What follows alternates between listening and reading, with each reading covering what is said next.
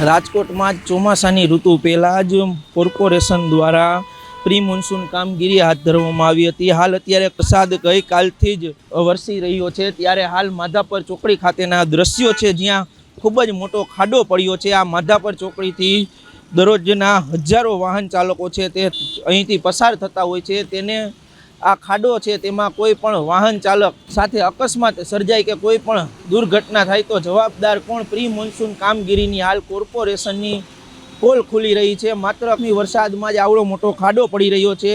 Pre monsoon કામગીરી કરવામાં તો આવી છે, માત્ર ને માત્ર કાગળો પર જ કામગીરી કરવામાં આવી રહી છે।